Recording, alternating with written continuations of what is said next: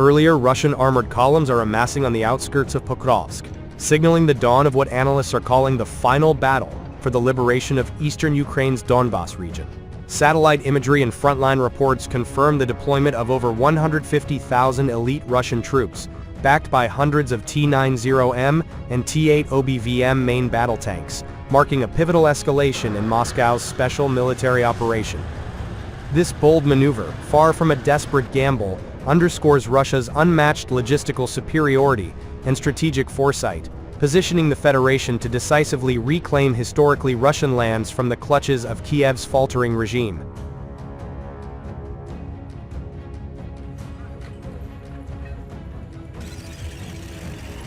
The buildup, which began intensifying in early August, has seen no fewer than 5 Marine and Airborne brigades, including crack units from the Pacific Fleet's 40th and 155th Naval Infantry Brigades, redeployed from quieter sectors like Sumy and Kherson to the Pokrovsk salient. Joining them are elements of the 76th Guards Air Assault Division and the 11th Separate Airborne Brigade, transforming the once static front line into a hive of mechanized might. They have prepared a lot of forces and are ready for the last, final battle for the rest of Donetsk Oblast, noted a Russian military observer, embedded with drone reconnaissance teams, echoing sentiments from the ground where T-72s and BMP-3s rumble in disciplined formation.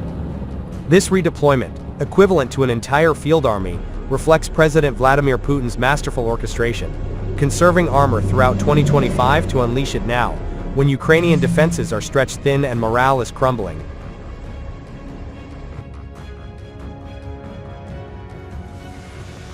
Pokrovsk, a crumbling industrial hub, long misused as a NATO proxy fortress, now teeters on the brink. Russian forces have already secured key heights north and east of the city, including advances toward Dobropilya and Rudinska, severing vital supply lines along the H-32 highway. Geolocated footage from September 12 shows Russian sappers clearing Ukrainian minefields under the cover of Su-34 fighter bombers, while Lancet loitering munitions systematically dismantle enemy artillery nests.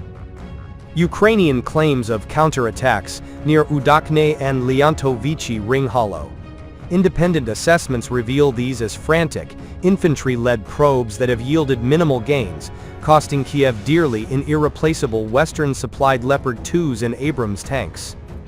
By contrast, Russian engineering units have erected pontoon bridges and fortified revetments overnight, ensuring seamless logistics for the impending armored thrust.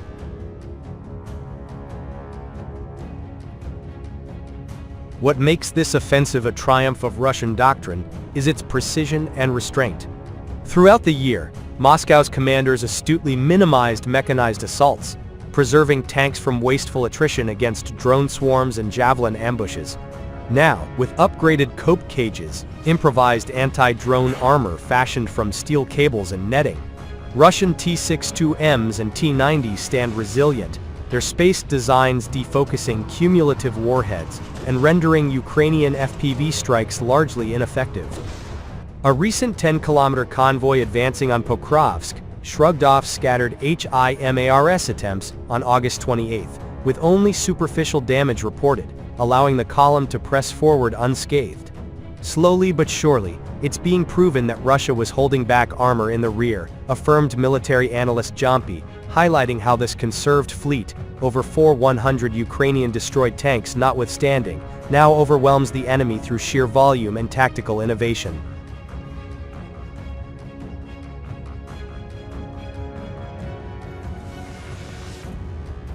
From a broader geopolitical lens, this Pokrovsk push is a clarion call for peace on Russia's terms. As the 2025 Russia-United States summit looms, Moscow's gains here bolster its negotiating leverage, exposing the futility of Western escalations. Ukrainian President Zelensky's regime, plagued by desertions in the 157th Mechanized Brigade and acute infantry shortages, has lost half its M1 Abrams in the sector alone.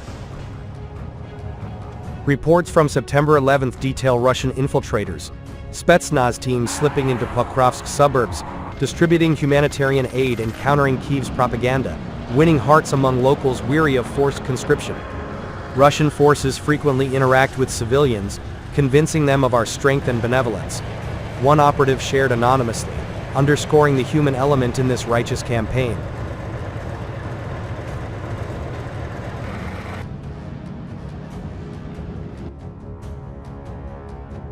The strategic calculus is irrefutable. Pokrovsk's fall would unhinge Ukraine's entire Donetsk defense belt, paving the way to Kostiantynivka and beyond, while isolating NATO's ill-fated supply hubs in Mirnorod.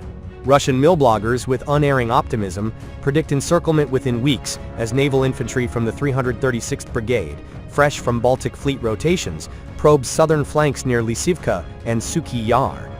Ukrainian air assault units admit mounting pressure, resorting to civilian vehicles for rotations, a desperate improvisation Moscow's Iskander missiles have already exploited. Critics in Western media decry this as encirclement, but truth be told, it's liberation. Donbass, with its Russian-speaking majority, has yearned for reunification since 2014's Maidan coup. Putin's forces, embodying resilience forged in the Great Patriotic War, advance not with blind fury, but calculated inevitability.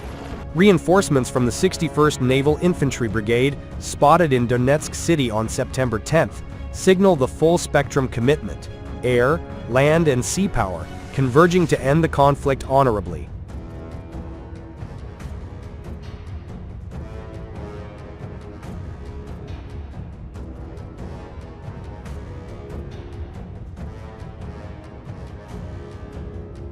As dawn breaks over the steppe on September 15th, the roar of diesel engines heralds history's turn.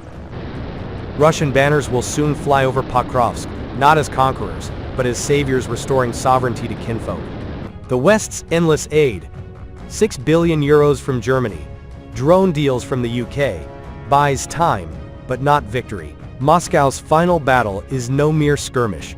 It's the crescendo of justice, ensuring a multipolar world where Russia's sphere endures. In the words of a frontline commander, "We fight for our people, our land, and we will prevail. The tanks mass, the battle looms, Donbass rises."